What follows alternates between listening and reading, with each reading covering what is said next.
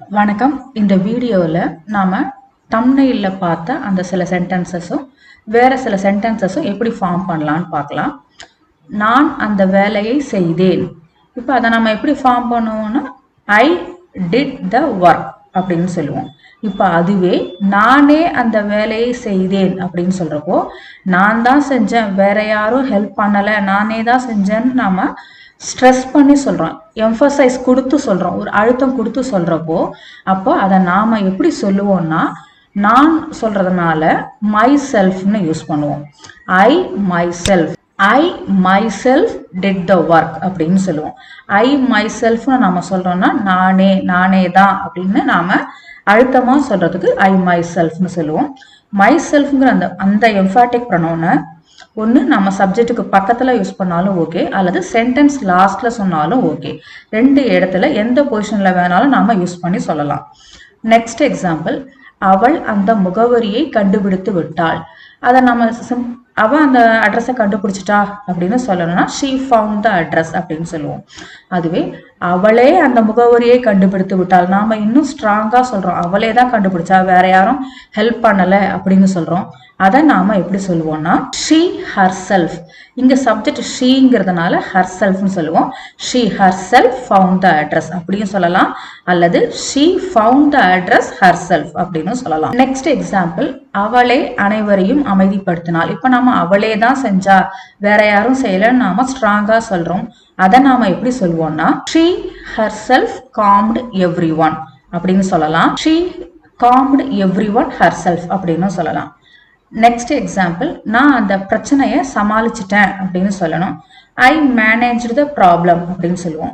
நானே தான் சமாளிச்சேன், வேற யாரும் ஹெல்ப் பண்ணல, நானே தான் செஞ்சேன் அப்படின்னு நாம இன்னும் ஸ்ட்ராங்கா சொல்லணும்னா அதை எப்படி சொல்லுவோம்னா I my self manage the problem அப்படின்னு சொல்லலாம், அல்லது ஐ manage the problem my self அப்படின்னு சொல்லலாம்.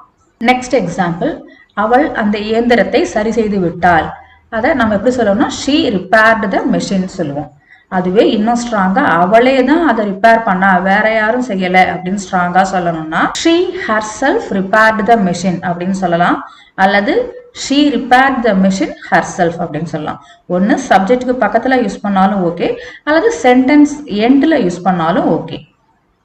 நெக்ஸ்ட் எக்ஸாம்பிள், நான் அந்த கதவை பூட்டிட்டேன் அப்படின்னு சொல்லணும்னா ஐ லாக்டு த டோர் அப்படின்னு சொல்லுவோம். நானே தான் அந்த கதவை பூட்டினேன், வேற யாரும் ஹெல்ப் பண்ணல அப்படின்னு நம்ம ஸ்ட்ராங்கா சொல்லணும்னா I myself locked the door அப்படின்னு சொல்லலாம், அல்லது I locked the door myself அப்படின்னு சொல்லலாம். நெக்ஸ்ட் எக்ஸாம்பிள், நான் என்னையே விமர்சித்து கொண்டேன். இங்க இந்த சென்டென்ஸ்ல நாம வேலையை செஞ்சவங்க கிட்ட நாம ஸ்ட்ராங்கா சொல்லல, யார அல்லது எதை அப்படிங்கிற ஆப்ஜெக்டுக்கு தான் நாம ஸ்ட்ராங்கா சொல்றோம். அதாவது அந்த சப்ஜெக்ட் அவங்களையே ரிஃப்ளெக்ட் பண்ணிக்கிறாங்க, அவங்களையே ஏதோ ஒரு வேலை செஞ்சுக்கிறாங்க அப்படின்னு சொல்றப்போ அந்த இடத்துல தான் நாம மை செல்ஃப் அவர் செல்ஃப்ங்கிற ரிஃப்ளெக்சிவ் ப்ரொனவுன்ஸை யூஸ் பண்ணுவோம். சப்ஜெக்ட் அவங்களையே ரிஃப்ளெக்ட் பண்ணிக்கிறதுனால இதை நம்ம ரிஃப்ளெக்சிவ் ப்ரொனவுன் சொல்லுவோம். இதுவே எம்ஃபாட்டிக் ப்ரொனவுன்னா ஒன்று நம்ம சப்ஜெக்ட் பக்கத்துல யூஸ் பண்ணலாம், அது சென்டென்ஸ் எண்டில் யூஸ் பண்ணலாம். ஆனா இந்த மாதிரி சொல்றப்போ இந்த மாதிரி ரிஃப்ளெக்சிவ் ப்ரொனவுனை நாம எந்த இடத்துல பொசிஷன் பண்ணுவோம்னா ஒரு சென்டென்ஸ்ல நாம எதை யாரைன்னு கொஸ்டின் கேட்டோம்னா அதுக்கு வர்ற ஆன்சர்ஸை ஆப்ஜெக்ட்னு சொல்லுவோம். அந்த ஆப்ஜெக்ட் எங்க வரும்னா சப்ஜெக்ட் முதல்ல வேலையை செய்யறவங்கள சொல்லுவோம், அதுக்கப்புறம் வேர்பை சொல்லுவோம், நெக்ஸ்ட் வேர்புக்கு பக்கத்துல ஆப்ஜெக்டை தான் யூஸ் பண்ணுவோம். எதை யாரைங்கிறதுக்கான ஆன்சர்ஸ் எல்லாம் ஆப்ஜெக்ட்னு சொல்லுவோம். அந்த ஆப்ஜெக்ட் வர்ற இடத்துல தான் நாம ரிஃப்ளெக்சிவ் ப்ரொனவுனையும் யூஸ் பண்ணுவோம். இப்போ எக்ஸாம்பிளுக்கு, நான் அவளை கிரிட்டிசைஸ் பண்ண விமர்சிச்சேன் அப்படின்னு சொல்லணும். ஐ கிரிட்டிசைஸ்டு ஹர் அப்படின்னு சொல்லுவோம்.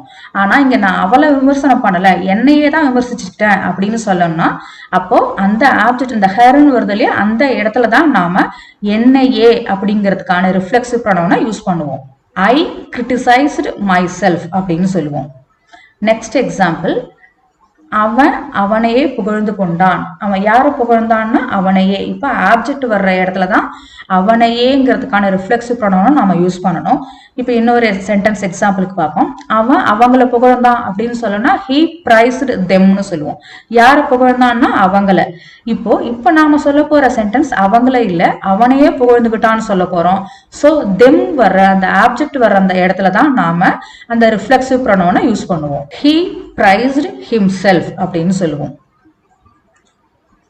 நெக்ஸ்ட் எக்ஸாம்பிள், நீ உன்னையே ஏமாத்திக்காத அப்படின்னு சொல்லணும். யாரை ஏமாத்தாதன்னா உன்னையே அப்படின்னு நாம சொல்றோம். இப்ப இன்னொரு சென்டென்ஸ் பார்க்கலாம். நீ அவனை ஏமாத்தாத அப்படின்னு சொல்லணும். நாம எப்படி சொல்லுவோம்? டோன்ட் சீட் ஹிம் அப்படின்னு சொல்லுவோம். இப்ப அதுவே அவனன்றதுக்கு பதிலாக தான் நம்ம உன்னையேன்னு சொல்ல போறோம். சோ அதை நாம எப்படி சொல்லுவோம்னா டோன்ட் சீட் ஹிம் அவனை ஏமாத்தாத, உன்னையே ஏமாத்திக்காத அப்படின்னு சொல்லணும்னா டோன்ட் சீட் யுவர் செல்ஃப்னு சொல்லுவோம். நெக்ஸ்ட் எக்ஸாம்பிள், அந்த நாய் அதனையே கடிச்சுக்கிட்டு இருக்குது அப்படின்னு சொல்லணும். இப்ப அந்த நாய் போனை கடிச்சிட்டு இருக்குதுன்னா நம்ம எப்படி சொல்லுவோம்? the dog is biting the bone சொல்லுவோம்.